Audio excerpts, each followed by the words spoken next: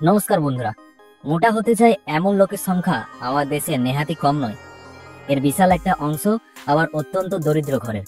তবে আমি একটা জিনিস লক্ষ্য করেছি, অনেক বড়লোক ঘরের ছেলে মেয়েও দেখেছি তারা অত্যন্ত স্বাস্থ্যহীন, তারা খুবই রোগা।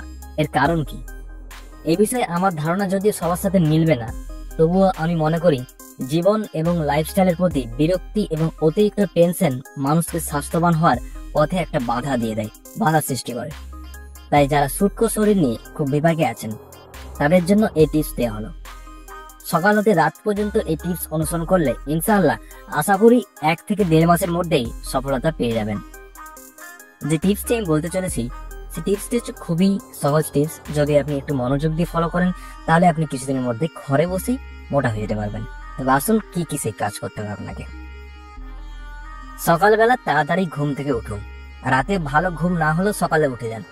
সকালে তাড়াতাড়ি উঠা মানে নিজেকে সারাদিনের জন্য তৈরি করে নেওয়া। প্রথমে 1 গ্লাস পানি খেয়ে হালকা ব্যায়াম করে আসুন। যদি পারেন তবে 12 ইঞ্চি দুটো ইট দিয়ে প্রথম দিন থেকে হাতের ব্যায়াম করতে থাকুন। যত বেশি পারবেন তত আপনার মাসেল উন্নত হবে। ব্যায়াম করে এসে পুনরায় 1 গ্লাস পানি খেয়ে নিন। সকালের নাস্তা হয়তো দেরিতে হবে, কিংবা আপনাকে হয়তো এমন কিছু খেতে দেওয়া হবে যা আপনার রুচিতেই আসে না, আপনাকে ভালোই লাগে না ওগুলো খেতে। নো প্রবলেম, খুঁজে দেখুন গত রাতের বাসি ভাত আছে কিনা। যদি থাকে তাহলে একটি পেঁয়াজ, 2টো পোড়া মরিচ আর 1 চামচ আয়োডিনযুক্ত গোলগন্ড প্রতিরোধকারী লবণ নিন, মানে নুন। তারপর পানি দিয়ে পান্তা ভাত তৈরি করে নিন। এতে সবচেয়ে বড় সুবিধা হলো আপনি যত বড় খাদ্যকেই হন না কেন আপনার পেট এই পান্তা ভাতের মাধ্যমে ভরে যেতে বাধ্য। এরপর অনেকে আবার দুপুরের আগে কোনো কিছু না খেয়েই থাকেন, কিন্তু আর না, এখন থেকে অবশ্যই খেতে হবে। ভাবছেন কি খাবেন, কি খাবেন আমি আপনাদেরকে বলে দিচ্ছি। দুপুরের জন্য যে ভাত রান্না হয়েছে তার মশলার মধ্যে দেখুন অত্যন্ত পুষ্টিকর ভাতের মাড় বা ফ্যান, যা প্রায় সময় গরুকে খাওয়ানো হয়। ইহা আবার বাতের ব্যাধির জন্য অত্যন্ত উপকারী। সবটুকু নিয়ে নিন ভাতের ফ্যান। তারপর পরিমাণ মতো লবণ নিয়ে চামচ দিয়ে ভালো করে নেড়ে খেয়ে নিন।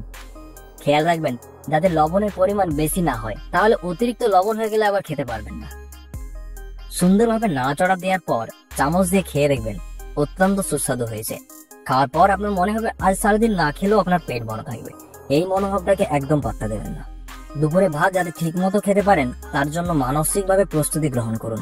বাইরে থেকে ঘুরে আসুন, পকেটে কিছু টাকা থাকলে দোকানেতে চা খেয়ে আসুন, আর অবশ্যই একটা লম্বা হাঁটা দিয়ে আসবেন, তাহলে পেটটা খালি হওয়া শুরু হবে।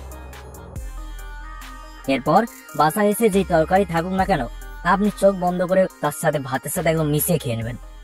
এতে আপনার ভুঁড়ি তৈরি করার জন্য পেট অন্য ধরনের এক উৎসাহ পাবে। ভাত খাওয়া শেষে বিকেলের আগে পর্যন্ত একটানা ঘুম দেবেন। দেখবেন ঘুম থেকে ওঠার পর শরীরটা একদম ঝরঝরে মনে হচ্ছে। বিকেলে খাওয়ার কিছু নেই এই ভেবে আপনার মন খারাপ হচ্ছে, নো টেনশন।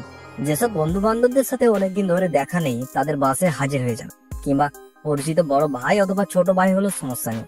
দেখবেন বেশ কয়েকদিন পর আপনাকে দেখে তারা অন্য ধরনের এক অভ্যর্থনা জানাবেন।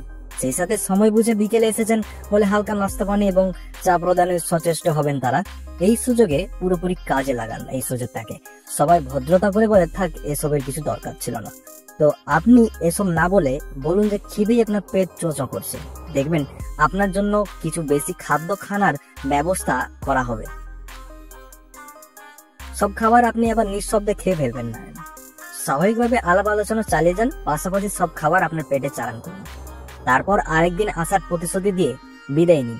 আর রাতের খাবার তো আপনার বাসায় অপেক্ষা করছে। সারাদিনে ঘুরোঘুরি এবং ছুটন্ত চলন্ত ধান্দা শেষে আপনার রাতে হয়তো বেশি খিদে লাগবে। খাবার খান যতটুকু আপনার খিদে লাগবে বা পেটে কুলোবে। আপনি এভাবে 3 থেকে 4 দিন কাটালে খাবারের প্রতি আপনার একটা অন্য ধরনের এক আগ্রহ প্রকাশ পাবে। খাদ্যের স্বাদ আপনি হাড়ে পিঠে টের পাবেন। প্রত্যেকদিন এই রুটিন অনুযায়ী চলবেন মাত্র 1 থেকে 1.5 মাস পর্যন্ত। ইনশাআল্লাহ এরপর আপনি নিজেকে চিনতে পারবেন না। তো বন্ধুরা, আশা করি আপনারা এই টিপসগুলি থেকে অনেক উপকারিতা হবেন। তা যদি আমাদের ভিডিও আপনাকে পছন্দ লেগে থাকে তাহলে লাইক কমেন্ট করে আমাদেরকে একদমই জানাতে ভুলবেন না। আগেও যদি এরকম নতুন নতুন ভিডিও পেতে চান তাহলে সাবস্ক্রাইব করতে ভুলবেন না। ধন্যবাদ।